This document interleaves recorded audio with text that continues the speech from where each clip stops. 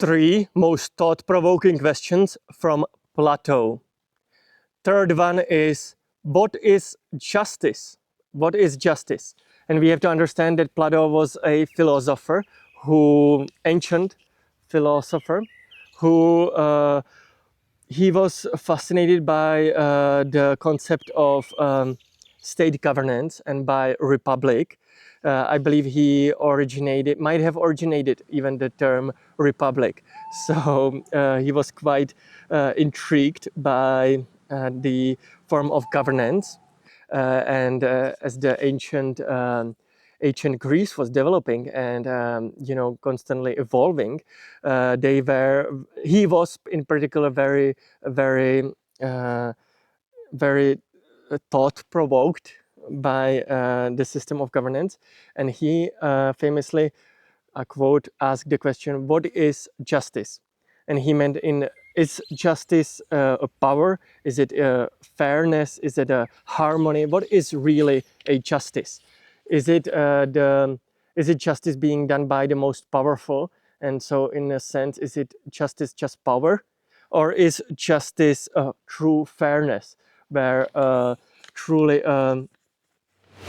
unfairness has been done, and so there needs to be justice brought to the surface, and there needs to be fairness restored? Or is it maybe a harmony? Allow me to explain. If we have some disputes between two parties, let's say two farmers are arguing about a cow, and one is claiming that it's his cow, and the other one is claiming it's his cow. So basically, there is a conflict, and maybe you cannot tell right away which cow it is. What will restore harmony? That is the question. Is the end state of justice a harmony? And so, is it harmony that is the true meaning of justice? That is what he has been asking. And obviously, this is such a beautiful question. What is justice? Because nowadays, in our real life, we can actually witness I would say a lack of justice, because today's it might feel like the world is quite chaotic, like it's quite dangerous, like there are conflicts in between countries, or maybe even domestically in the United States, where we might feel like justice is not being served. And so this beautiful question from Plato, this thought-provoking and truly mind-bending question, still holds true till this day. What is justice? What it really is? Such a beautiful, beautiful, thought-provoking question. And the second one directly ties to our first question. And the second one is, what is truth? What is truth? Is it a reason? Is it a experience? Is it a recollection? Meaning that Plato was thinking in a sense that as you are seeking truth, as you are seeking to discover truth, he was also a true scientist, in the sense of an ancient Greek scientist who was always asking a thought-provoking questions, not just in philosophy, but in other disciplines as well. And so is it the pursuit of truth, of the certain facts? Is it a sort of a experience? Is truth the experience of pursuing truth? That's what he was asking. Or is it a recollection of your findings? So if you are, for example, in biology, have certain findings, is truth, the universal truth, really the recollection of these findings? Or is it a reason? Maybe in mathematics, is it the reason in which we answer certain mathematical questions? What is truth? And obviously, in today's day and age, with social media and with there are a little bit of a disinformation as well, we might say, maybe with AI, with the new images that are truly starting to look very, very believable. Even I get often, sometimes on TikTok, some of these are getting quite out of hand. I'm not talking about specifically the memes. Obviously, memes are quite easy to tell, but sometimes AI is getting quite believable. And so, what is truth?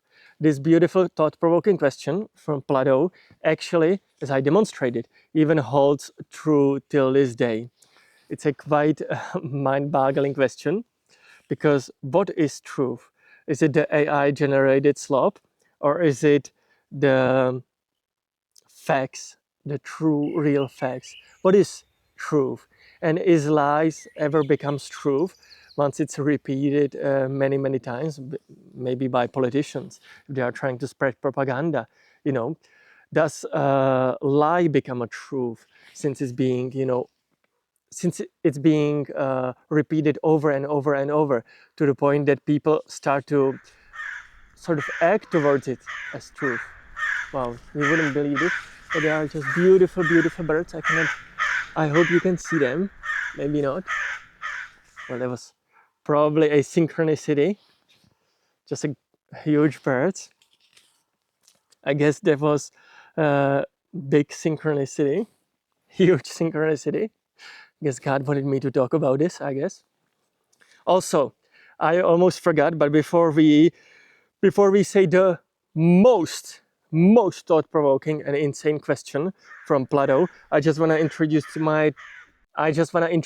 to you, all of you watching this right now, to my beloved co-host and best bud, Mikey.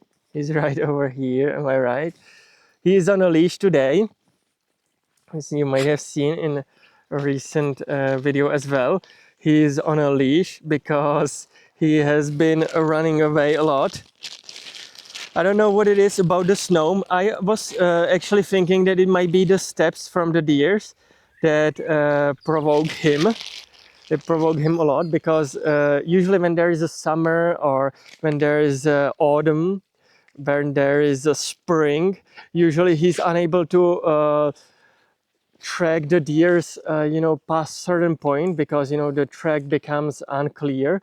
But because of the snow, he's able to track the deer for so far and for so long that he always runs away. And so I kind of am forced to have him on a leash right now. So he might be rotating me here a little bit. But anyway, let's get back to our beautiful, gorgeous video. And the most thought-provoking, the number one most mind-boggling question from Plato is: who should rule, the wise or the powerful? Who should rule, the wise or the powerful? What a beautiful, beautiful question from Plato. I have to be honest with you, Plato was such a thinker that there were several different amazing questions. So I might have to do a few more videos about him, because some of these were truly, truly thought-provoking. But the thing is that this particular question, who should rule, the wise or the powerful, beautifully tied all three together. So I decided to pick this one. And it's such a wonderful question, because on a first glance, we will all probably answer that the wise should rule, right? The wise, the truly powered with wisdom. Sometimes we say the government of true experts should rule, but there are many questions. What if the powerful just takes the power back? What if the powerful just steals the power of the government? Doesn't it make it obvious that the powerful should rule then? Or what if the experts, what if the wise become corrupt by money, by power, by, in today's day and age, for example, by corporations that are striving to exploit labor? So, for example, they will bribe even the wisest and most expert people in the field, might be corrupt. And so, who should rule? Is it truly the wise or the powerful? Sometimes the powerful might be a bully, or oftentimes might be a dictator. And so, who should rule? What a beautiful, thought-provoking question from Plato. I have to be honest with you, I don't really know the answer for this one. I guess you will have to, maybe you might help me in the comments. You might say, who do you think should be the ruler? Who should rule, the wise or the powerful? Maybe you might help me in the comments. So definitely, I cannot decide, if I'm completely honest with you guys. So maybe you should definitely Um, tell me who you think should be the ruler. And with that being said, guys, I'm just want to say I'm extremely grateful if you watched this far. I will just ask you for a tiny little favor at the end. Please make sure to smash that subscribe button. Make sure to smash that like button. Make sure to also check out my blog. It's absolutely amazing. The link is in the bio. I'm sure you will definitely love it. Also, make sure to check out the video here. Make sure to check out the video there and everywhere. And guys, I will see you in the next one. Bye bye.